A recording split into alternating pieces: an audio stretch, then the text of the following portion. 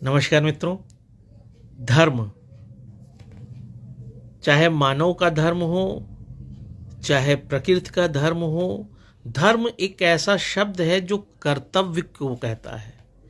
लेकिन हमने धर्म को कर्तव्य से दूर ले जाकर एक आश्रय की संस्कृति की ओर स्थापित कर दिया, और उसी का कारण है कि हमें हर पल धर्म की परिभाषा में यह महसूस होता है कि यदि हम किसी साधु महात्मा के पास जाएंगे तो हमारी इच्छाएं पूरी हो जाएंगी, हमारे जीवन के कष्ट दूर हो जाएंगे।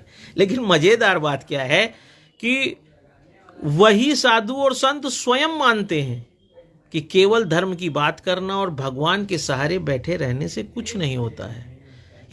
चाहे वह आपने देखा हो कि वृंदावन के प्रेमानंद हो, उन्होंने प्रेमानंद जी को आपने देखा होगा कि वो रोज़ डायलिसिस कराते हैं। वह भगवान के सहारे नहीं बैठ गए कि भगवान तो मेरे किडनी को सही रखेगा।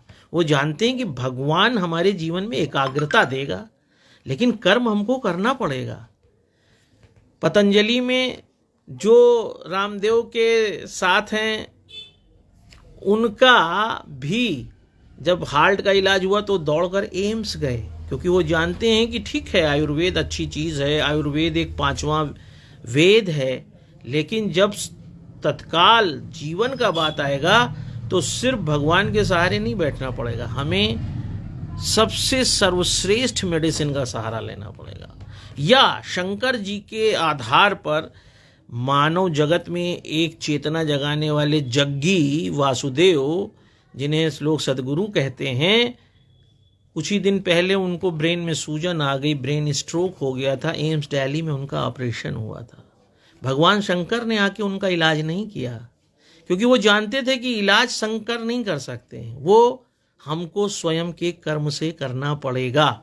यहाँ तक कि मैं दूसरे धर्मों के तर्क वितर्क पे नहीं जाता हूँ।